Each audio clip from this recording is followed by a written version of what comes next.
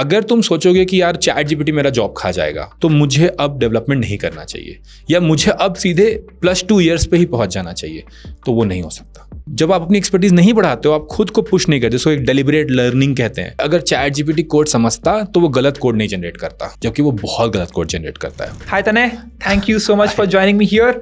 आज हम लोग बात करने वाले हैं एआई एंड जॉब्स के ऊपर। So Tanay, my first question to you is AI is coming up, बहुत सारे tools आ रहे हैं हर दिन, and I see that a lot of students and people who are in jobs are always anxious about this कि यार क्या मेरी job चली जाएगी, particularly in code, right? तो जैसे कि हम लोगों ने बहुत सारे GitHub Copilot आ गया, Codex आ गया, तो इसके बाद there's a tool coming up called as Bifrost, और ये बहुत सारे टूल आते रहते हैं। तो इनसे क्या हो गया कि they guarantee that we will be able to create code from Figma files, या फिर we'll help you get code done. People are like कि अब मेरी जॉब का क्या होगा, मैं जॉब छोड़ दूँ? मैं क्या करूँ फिर, जॉब छोड़ दूँ? That's the question that people have. So what do you think about this, and is coding and software development really in danger because of AI? देखो, थोड़ा सा तो डेंजर में है। ये बहुत इंटरेस्टिंग टूल है और मैंने खूब सारा यूज़ किया है अभी कुछ दिनों में चैट जीपीटी, तो मुझे भी लगता है कि थोड़ा तो डेंजर में है और मज़ेदार है सोचना कि क्या इम्प्लीकेशंस पड़ेंगे। और ये एक और चीज़ है कि हम में से कोई भी we can't see into the future, we can always predict with what we know and what's happening. तो आई थिंक डेंजर है, बट ऐसा भी नहीं है कि कोई और जॉब सेफ है इस पॉइंट ऑफ टाइम पे। एक मैं बात बताता हूँ तुम्हें। एक बार मैं अभिनव से बात कर रहा था, अभिनव चिकारा फ्रॉम 10K डिजाइनर्स। तो उससे मैंने पूछा कि कैनवा जो आया उससे डिजाइनर्स पे क्या फ़र्क पड़ा। तो उसने बोला, बहुत अच्छा जवाब दिया, मैं ज़िंदगी भर याद रखूँगा, 4 साल पुरानी बात, कि यार देखो तने, कैनवा का एक फ़ायदा हुआ कि हर कोई डिज़ाइन को अप्रिशिएट करने लगा, और जो नहीं भी डिज़ाइन करते थे उनको भी थोड़ा थोड़ा डिज़ाइन आ गया। इससे क्या फ़ायदा हुआ कि जो अच्छे डिज़ाइनर्स थे उनकी वैल्यू बढ़ गई, क्योंकि कैनवा एक लेवल तक ही आपको हेल्प कर सकता है। क्योंकि design is not only about visual aesthetics, it's also about thinking कि हम कैसे कन्वे करना चाह रहे हैं। तो उसने बड़ा अच्छा कहा कि जो छोटे मोटे डिज़ाइनर है ना, उनकी जॉब एलिमिनेट हो जाएगी कैनवा के कारण, और जो अच्छे डिज़ाइनर है उनकी डिमांड बढ़ जाएगी। तो प्रोग्रामिंग में भी मैं वही कोड यूज करना चाहता हूँ कि जो छोटे मोटे डेवलपर्स हैं ना, जो मतलब यहाँ वहाँ टाइम पास कर रहे थे, जिसको डिफाइन छोटे मोटे डेवलपर्स मतलब यार, जिसको देखो 2 तरह के लोग होते हैं ना। एक जिनको कोड बिल्कुल नहीं आता, जिनको कुछ नहीं, टेक्नोलॉजी नहीं समझ में आती यार, वो बोलते हैं कि अरे भैया तुम ऐसा करोगे, हमारे लिए एक वेबसाइट बना दो, ठीक है, एक हमारा ब्लॉग बनाने का बड़ा मन है बेटा, या कोई बोलेंगे एक ई-कॉमर्स बना दो, हम लोग भी ऑनलाइन होते तो अच्छा रहता। तो इस तरह के आपको बहुत मिल जाएंगे। और इनको सर्व करने के लिए एक छोटी सी सर्विस इंडस्ट्री रहती है, जो वर्डप्रेस पे, जुमला पे, डुमला पे, सब पे तुरंत से बना के दे देती है, नो कोड टूल पे। और उनको इतना ही कोड करना आता है कि अच्छा, अगर अंकल जी ने कहा है कि ये आइकन लगाना है, इसका कलर चेंज करना है, तो CSS में थोड़ा चेंज कर लिए, जावास्क्रिप्ट में थोड़ा सा बदल लिए, PHP में थोड़ा सा कोड लिख लिए, बस थोड़ा थोड़ा आता है, ये प्लगइन लगा ले, ऐसे होगा। तो इनको थोड़ी कोड की समझ है, बट अभी इनको फीचर इंजीनियरिंग जिसको बोलते हैं वो नहीं आता है। ये है मेरे हिसाब से छोटे मोटे developers. Thank you for asking की what is feature engineering for the audience. Feature engineering क्या होता है? जैसे कि अगर मैं तुम्हें बोलूँ कि तुम एक टीम्स है, माइक्रोसॉफ्ट टीम्स लेते हैं, क्योंकि मैं वहां काम किया है तो हमेशा वही दिमाग में आता रहता है। और माइक्रोसॉफ्ट टीम्स बड़ा अच्छा टूल है। इसमें मुझे एक विकीपीडिया बनाना है, विकी ऐप बनाना है। जैसे कि अटलैसियन में एक कॉन्फ्लुएंस करके एक टूल होता है, तो हमें टीम्स में वो कॉन्फ्लुएंस टूल बनाना था, ठीक है, टीम के अंदर। और उसमें वो चाहिए था कि वो रियल टाइम एडिट होता रहे गूगल डॉक्स की तरह। अब ये भयंकर फीचर है, इसको तुम बोल दो किसी चैट जीपीटी को कि ऐसा बनाना है, तो वो सर पैर पटक के मर जाए कोड नहीं। क्योंकि इसमें आप 500 लाइन का कोड तो लिखना नहीं है, इसमें तो 10,000 लाइन का कोड लिखना है, और 10,000 लाइन का कोड भी आपको टीम्स के अंदर चलाना है। तो आपको ये भी देखना है कि टीम्स का फीचर क्या है, उसका बाकी का कोड क्या है। तो ये हो गई फीचर इंजीनियरिंग, कि जब आपको एक नई चीज लानी है। जैसे बुक माई शो है, बुक माई शो में स्ट्रीम का फीचर आया, पहले स्ट्रीम का फीचर नहीं था, स्ट्रीम का फीचर आया तो उसमें उसको सारे चीज से इंटीग्रेट करना है कि भाई लॉगिन जो है सेम रहेगा, पैसा जो है वो बुक माई शो का कॉइन्स भी यूज कर सकता है। जब ये लेंगे तो हम यहाँ पर ही दिखाएंगे या बुक माई शो ऐप में ही दिखाएंगे, बाकी जगह नहीं दिखाएंगे, डाउनलोड कर सकते हैं, नहीं कर सकते हैं। तो अब क्या ये फीचर एक ऐप के अंदर आ गया। अगर हम बोलेंगे कि यार हमें एक बुक माई शो जैसा एक ऐप दे दो, तो आपको कोई ना कोई स्टार्टर पैक मिल ही जाएगा उस चीज के लिए। लेकिन उसके अंदर जब आप चीजें बनाने लगते हो और लिटरली डिजाइन करते हो फीचर को शुरू से, तो फिर मुश्किल होती है, वहां पे प्रॉब्लम होता है। Very interesting. ये वाला जो पीस है, मुझे लगता है कि जो छोटे छोटे डेवलपर्स जो हैं, इनकी जॉब तो मतलब मुश्किल में है। तो अगर आप सोचते हो कि यार क्योंकि मुझे कोड समझ में आता है, मैं कोड बोल पाता हूँ और मैं चीजें इधर उधर थोड़ा सा मतलब नट बोल्ट ट्राई कर सकता हूँ, थोड़ा छोटे लेवल का मैकेनिक हूँ, तो मेरा काम चल जाएगा, छोटू हूँ मैं, आराम से ऐसे काम चल जाएगा, तो मुश्किल होगी।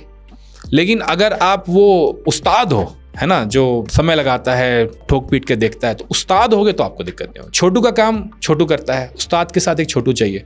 तो now I feel the other piece of it कि उस्ताद को काम करने में मजा आएगा, क्योंकि उस्ताद को अब छोटू नहीं चाहिए बहुत सारे। उस्ताद का छोटू जो है वो AI है। तो इससे डेवलपर की प्रोडक्टिविटी कैसे बढ़ेगी? जैसे आप बता रहे हैं जो डेवलपर है that knows a lot, which is an expert. देखो, एक्सपर्ट जो होता है उसको बहुत सारी चीजें आती हैं, उसको बहुत सारे डीप प्रॉब्लम सॉल्व करने में बहुत मजा भी आता है, पर उसको बहुत छोटी छोटी चीजें भी करनी पड़ती हैं। जैसे उसको डॉक्यूमेंटेशन करना पड़ता है, जैसे कि उसको टेस्ट केसेस जनरेट करने पड़ते हैं, टेस्ट केसेस लिखने पड़ते हैं। TDD कर रहा है जो, और अच्छे डेवलपर्स करते हैं। अच्छे डेवलपर्स बाकायदा अपना डॉक्यूमेंटेशन लिखते हैं, बाकायदा टेस्ट लिखते हैं, बाकायदा छोटे छोटे कोड पीसेस भी लिखते हैं, यूटिल पीसेस भी लिखते हैं।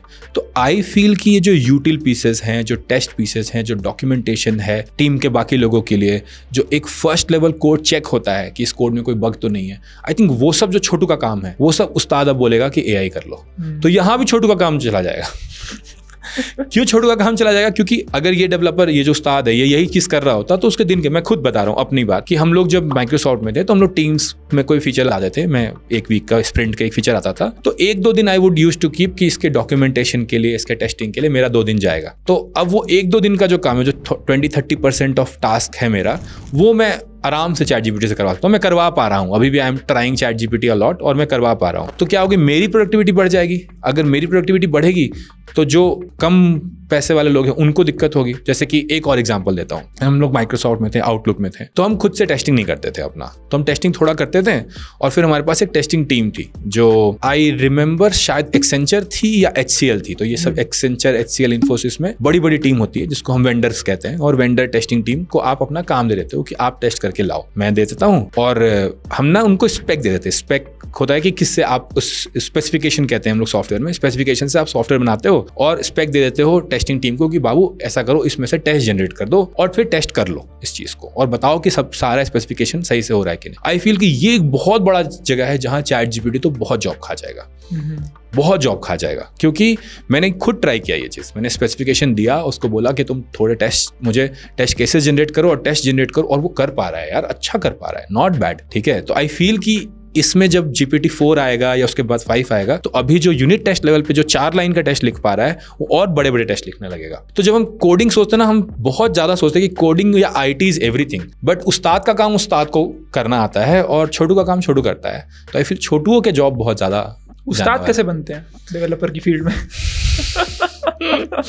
सारे सीक्रेट्स बता दिए जाए आज। तो देखो, उस्ताद बनने के लिए जरूरी है कि छोटू वाली जर्नी करनी पड़ेगी। तो अगर तुम सोचोगे कि यार ChatGPT मेरा जॉब खा जाएगा, तो मुझे अब डेवलपमेंट नहीं करना चाहिए, या मुझे अब सीधे +2 इयर्स पे ही पहुंच जाना चाहिए, तो वो नहीं हो सकता। तुमने वीडियो एडिटिंग किया होगा, आज तुम्हें वीडियो एडिटिंग के बारे में, यूट्यूब के बारे में बहुत लोगों से बहुत ज़्यादा आता है। लेकिन अगर कोई तुमसे पूछेगा कि भैया मैं आपके लेवल तक कैसे पहुंचूं, तो तुम क्या बोलोगे? एक वीडियो बनाओ, सच जर्नी। हाँ, ये जर्नी है। तो जर्नी करनी पड़ती है उस्ताद बनने के लिए। तुम यूट्यूब में उस्ताद हो, तुमको वो जर्नी करनी पड़ी, और तुम किसी और को भी ना ऐसे उठा कर नहीं बोल सकते कि ऐसा करो, don't make these mistakes, do all of this. वो मिस्टेक्स करते हैं, वो सीखते हैं, वो प्रैक्टिस आती है, वो एक इंट्यूशन आता है कि यार ये जो थंबनेल हम बना रहे हैं, इस थंबनेल में हम क्या डालें, इसमें ये क्या आइकन्स डालें, अच्छा उसका थंबनेल अच्छा काम किया तो क्यों किया। वो इंट्यूशंस हैं तुम्हारे, और वो इंट्यूशंस ट्रेंड होते हैं कई बार छोटू वाला काम करने से। वो इंट्यूशन तभी आएगा जब आप करोगे मेहनत। तो उस्ताद बनने के लिए जरूरी है कि पहले आप छोटू की जर्नी करो और उसके बाद खुद को पुश करते रहो। बहुत लोग ये करते हैं कि यार मैं ये कर रहा हूँ, मुझे इतने पैसे आ रहे हैं, अब टू इंक्रीज माई मनी मैं बस और क्लाइंट्स ले आता हूँ, लेकिन मैं अपनी एक्सपर्टीज नहीं बढ़ाता हूँ। जब आप अपनी एक्सपर्टीज नहीं बढ़ाते हो, आप खुद को पुश नहीं करते, जिसको एक डेलिबरेट लर्निंग कहते हैं। अगर आप डेलिबरेट लर्निंग नहीं कर रहे हो, खुद को पुश नहीं कर रहे हो, एक्सटेंड नहीं कर रहे हो, तो फिर आप उस्ताद नहीं बन सकते। तो आपको खुद को अनकंफर्टेबल करते रहना होगा, नई नई चीजों में खुद को पुश करते रहना पड़ेगा। बेसिकली हर चीज में आपको अपने आप को बोलना पड़ेगा कि दिस इज नॉट एनफ, तो आप उस्ताद बनते हो। और बहुत डीप जाना पड़ेगा इस पर। अगर हम बात करेंगे तो बहुत लंबी बात हो जाएगी कि कोडिंग में उस्ताद कैसे बनते हैं, लेकिन उसकी एक अलग 50 मिनट की एक पॉडकास्ट हो सकती है। बिल्कुल बिल्कुल। If you want that, let us know in the comment section, please do. ठीक है। So next question I was having is, जैसे आपने बताया राइट, उस्ताद बनोगे तो फिर you will not have to fear about AI taking away your job as a developer. As a developer, how can ChatGPT और other tools help you become more productive and help you ship code faster? बिल्कुल, ये देखो, ये तो है कि आपका documentation निकाल लेगा, आपको टेस्ट केसेस निकाल लेंगे। आजकल एक और चीज़ मुझे बड़ी मज़ेदार लग रही है जो चैट जीपीटी के साथ, कि जो हम लोग पहले गूगल करते थे या स्टैक ओवरफ्लो करते थे, वो पीसेज अब इसके पास है। इसमें थोड़ा सा ट्रिक है, मैं बताता हूँ। तो जब कोई नया चीज़ सीख रहे हो तो उस समय तुम चैट जीपीटी से सीख सकते हो कि यार मुझे ये वाला कोड चाहिए बट इस तरह से चाहिए। तो चैट जीपीटी बताता है कि ये वाला यूज़ केस हमने देखा है कहीं पर, किसी ट्यूटोरियल में देखा था, शायद आपको गूगल से ना मिले, मैं आपको दिखा देता हूँ। और मैं उसको बोलूँगा थोड़ा सा मॉडिफाई कर दो, इस बटन को ऐसे बना दो, या इसी फीचर को, अगर जैसे मैंने बोला कि लाइब्रेरी का ऐप बनाओ, तो लाइब्रेरी का उसने बेसिक बनाया, इसी रिड्यूसर को कार्ड का रिड्यूसर में चेंज कर दो, तो क्या होगा चेंजेस, तो वो चेंजेस बता देता है। तो आई थिंक कि लर्निंग वाइज तो बड़ा मजा आता है इन चीज़ों में कि आप सीख सकते हो बेटर। दूसरी प्रॉब्लम क्या आप सॉल्व कर सकते हो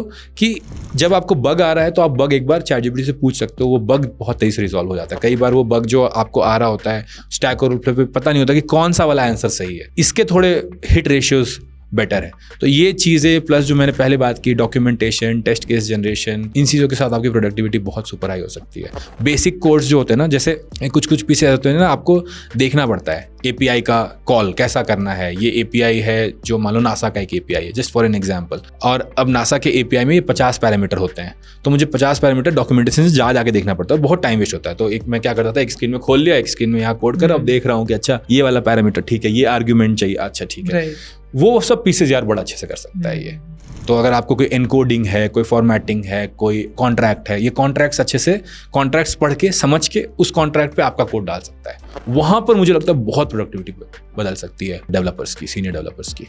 वेरी इंटरेस्टिंग। चैट जीपीटी काम कैसे करता है, like from a developer standpoint, अगर if you can explain to people who are watching. यार चैट जीपीटी के साथ बड़ा मजेदार चीज़ है कि हम लोगों को लगता है कि चैट जीपीटी कोड समझता है, पर चैट जीपीटी कोड समझता नहीं है।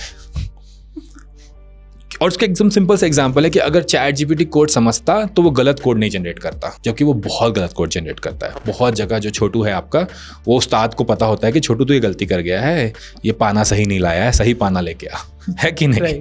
तो वो गलती करता है क्योंकि उसको नहीं पता है, उसको कोड समझ में नहीं आता। क्योंकि अगर कंप्यूटर कोड समझता तो कोड जनरेशन में गलती नहीं करता। ये सिंपल सी चीज़ है। क्यों नहीं समझता है, एक बार ये समझते हैं। क्योंकि यार जो मॉडल है वो बड़ा सिंपल सा है, वो कोड को जो टेक्स्ट होता है उससे जनरेट करता है। आई थिंक इसको बेटर समझा सकते हैं हम लोग डिज़ाइन की तरफ से, कि अगर मैं बोलूँ एक डिज़ाइन जनरेशन टूल को कि भाई हम मुझे ये चाहिए, मुझे ऑयल पेंटिंग चाहिए, तो वो ऑयल पेंटिंग नहीं समझता। उसको नहीं पता कि ऑयल पेंटिंग के ब्रश स्ट्रोक्स कैसे होते हैं, उसे पता है कि ऑयल पेंटिंग के ये वाला पैटर्न होता है, उसको पैटर्न समझते हैं। तो उसको कोड नहीं समझता, उसको आर्ट नहीं समझता, उसको सॉन्ग्स नहीं समझते, उसको पैटर्न समझते हैं। क्योंकि एआई एक पैटर्न टूल है। इसका एक और पॉइंट भी ये होता है कि क्योंकि ये पैटर्न टूल है, उसको इतना ज़्यादा देखा है, तो इसलिए उसने ट्यूटोरियल का कोड इतना सारा देखा है, उसने डॉक्यूमेंटेशन का कोड इतना सारा देखा है, उसने स्टैक ओवरफ्लो का कोड इतना सारा देखा है, तो वो चीज़ें वो समझ पाता है बहुत अच्छे से।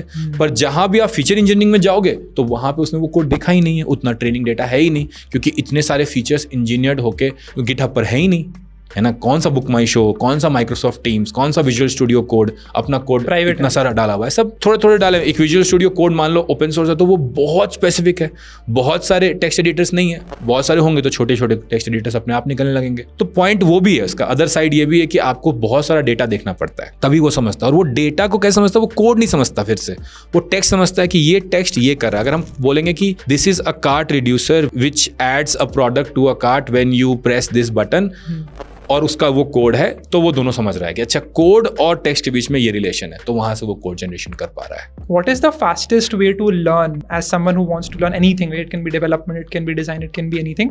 With the help of ChatGPT, जैसा आप बता रहे थे, एग्जांपल दे रहे थे आप। यार ChatGPT से ना मैं बहुत कुछ सीख रहा हूँ आजकल, तो मुझे बहुत मजा आता है इस चीज में। तो मैंने जैसे आई एम अ प्रोग्रामर, तो मुझे नहीं समझ में आता ज्यादा फाइनेंस, तो मुझे IPO का प्रोसेस समझना था। तो मैंने उसको बोला कि देखो मुझे ना एक तरीका है पढ़ने पढ़ाने का, जैसे मैं खुद पढ़ाता हूँ लोगों को, कि पहले मैं एक ही कॉन्सेप्ट एक बार में बोलता हूँ कि यार विकिपीडिया पे जाओ तो विकिपीडिया का क्या प्रॉब्लम है, ज्ञान तो भरपूर है, लेकिन इतने ही टर्म्स फेंकता है विकिपीडिया एक बार में कि आप फंस जाओगे। आप एक पे क्लिक करोगे, फिर उस पे जाओगे, फिर उस पे 10 टर्म और मिलेंगे, तो एंडलेस लूप में आप फंस जाते हो, आप समझ नहीं पाते हो टॉपिक को। ट्यूटोरियल में जाओ तो फिर ट्यूटोरियल में क्वेश्चंस अनआंसर्ड रह जाते हैं, फिर आपको खुद से गूगल करना पड़ता है, वो कंटेक्स्ट खत्म हो जाता है। चैट जीपीटी के साथ सबसे बड़ा फायदा क्या है कि अगर आप एक थ्रेड में एक चीज सीख रहे हो तो उसे कॉन्टेक्स्ट रहता है। तो मैं उसको बोलता हूँ ऐसे कि देखो भाई चैट जीपीटी, मुझे पढ़ने का एक तरीका आता है कि मुझे एक बार में एक कॉन्सेप्ट बताना, और मुझे समझाना और मुझे एक एनेक्डोट देना और उसके बाद मुझसे एक क्वेश्चन पूछना, और अगर मैंने उस क्वेश्चन का आंसर सही दिया तभी मुझे अगला चैप्टर या अगला टॉपिक, अगला चीज़ बताना। तो जब वो गलती करता है, वो एक बार में 2 कॉन्सेप्ट बताता है, मैंने बोला यार मैंने तुम्हें कहा था ना कि मुझे एक कॉन्सेप्ट बताया करो, उप्स सॉरी ऐसे लिखता है, माई अपॉलॉजीज। आप एक ही कॉन्सेप्ट समझो पहले, फिर वो मुझे एनेक्डोट बताता है, फिर मैं बोलता हूँ कि अच्छा इस एनेक्डोट में ये क्यों हुआ, तो वो फिर बताता है, फिर मुझसे एक क्वेश्चन पूछता है, तो मैं अपना चेक कर लेता हूँ कि मुझे समझ में आया कि नहीं, फिर वो बोलता है हाँ ये सही है लेकिन आपने ये 2-3 पॉइंट्स और मिस कर दिए, तो ये 2-3 पॉइंट भी देख लो। तो क्या होता है जब आप रिकॉल करते हो ना तो दिमाग में माइलिन होता है ना, तो माइलिन को स्ट्रेंथनिंग हो जाती है, वो समझता है कि अच्छा अब आप ये कॉन्सेप्ट सीख रहे हो, तो बड़ा अच्छे से मुझे समझ में आया। तो मैं इसको साथ 2-3 चीज़ें ट्राई कर लिया ये कि ये भी मुझे बताओ वो भी बताओ। तो कोड भी अगर करना है तो कोड में भी सेम चीज़ कर सकते हैं। बड़ा मज़ेदार होगा अगर तुम बोलोगे कि मुझे बिल्कुल बेसिक से समझाओ और मुझे क्वेश्चंस दो सॉल्व करने के लिए, और जब तुम क्वेश्चन सॉल्व कर लो तो उसका आंसर उसको दे दो और पूछो कि ये चेक कर सकता है कि नहीं। चैट जीपीटी क्वेश्चन के आंसर चेक कर सकता है, चेक तो कोई भी कर सकता है, तुम किसी भी कंपाइलर में चेक कर सकते हो, लेकिन वो बता सकता है कि इसमें आपने ये गलती कर दी, सिर्फ सिंटैक्स एरर नहीं बोलेगा। और क्योंकि इसको बेसिक कोड पे इतना ज़्यादा ट्रेन किया गया है कि बेसिक प्रोग्रामिंग के लिए तो बहुत अच्छी टूल है, बेसिक प्रोग्रामिंग सीखने के लिए बहुत मस्त टूल है। राइट, अभी रिसेंटली चैट जीपीटी API आ गया है। हाँ, what do you think are the best like implications, like applications of that? यार मैं तो बहुत ज़्यादा नहीं सोचता हूँ इन चीज़ों के बारे में, मैं तो एजुकेशन के साइड से सोच रहा था। तो मेरे दिमाग में ये चल रहा है कि अगर हम एक पर्सनलाइज टीचर बना दें हर किसी के लिए, क्योंकि हर किसी के सीखने का तरीका अलग है, हर किसी के सीखने का पेस अलग है, हर किसी को टीचर का स्टाइल अलग अलग लगता है, हर किसी के क्वेश्चन सॉल्व करने का तरीका अलग है। कुछ लोग बहुत तेज़ी से क्वेश्चन सॉल्व कर जाते हैं। तो एक एडेप्टिव टेस्ट पता है ना तुम्हें, जो बिट्स वगैरह में होता है कि जब आप टेस्ट देते हो तो जितना सही जवाब देते हो उतना और टफ क्वेश्चन आता चला जाता है।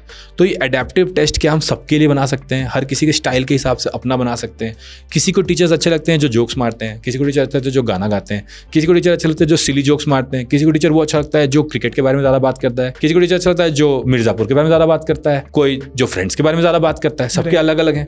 तो क्या आपका कंटेक्स्ट समझ के आप किस तरह के प्राणी हो, उस तरह से आपको पढ़ा सके, उस तरह के आपके साथ जोक्स मार सके, उस तरह के एनेक्डोट्स आपके साथ डाल सके, तो कितना मज़ा आएगा पढ़ने में। तो मैं ये सोच रहा था कि चैट जीपीटी से क्या हम ये कर सकते हैं, क्या हम हर क्वेश्चन अलग जनरेट कर सकते हैं हर बच्चे के लिए, ताकि चीटिंग वीटिंग का कोई स्कोप ही ना रहे। चीटिंग हटा दो, तुम सोल्यूशन दो, चैट जीपीटी चेक कर लेगा हाँ सही सोल्यूशन है तुम्हारा, अब ये अगला क्वेश्चन, या तुमने ये गलती की, मान लो कि मैंने तुमसे एक क्वेश्चन पूछा, तुमने उसको 50% 80% सही कर लिया, 20% तुमने एक मिस्टेक कर दिया, can I give you a question on that 20% mistake now, कि यार तुमने रेवेन्यू कैलकुलेशन गड़बड़ कर दिया था, तुम्हें रेवेन्यू कैलकुलेशन में दिक्कत हुई, तुम इनकम स्टेटमेंट तो समझ जा रहे हो बट रेवेन्यू कैलकुलेशन में ये लो एक और क्वेश्चन बनाओ। तो क्या वो एडेप्टिव लर्निंग, एडेप्टिव टेस्टिंग, क्या वो कंटेक्स्ट सेटिंग, क्या वो एनेक्डोट पीसेस, क्या हम सब स्टूडेंट के लिए अलग अलग कर सकते हैं। तो this is what my mind is thinking जब से मैं चैट जीपीटी API सोच रहा हूँ। मेरा दिमाग तो एजुकेशन में ही चलता है बस। वेरी इंटरेस्टिंग, बट बहुत मजेदार होगा ये चीज़, तो मैं आई एम ट्राइंग दिस। हाँ यार बना लो, मतलब आ जाओ मेरे पास तो खुश हो जाऊंगा, बनाते हैं साथ। Awesome, thank you so much Tanay for this video. I hope आपको वीडियो अच्छी लगी होगी। अगर अच्छी लगी है तो let us know in the comment section, and you can follow Tanay on Twitter, Instagram and YouTube and YouTube as well. And share this video with your friends, and thanks a lot. Thank you. Bye. Bye.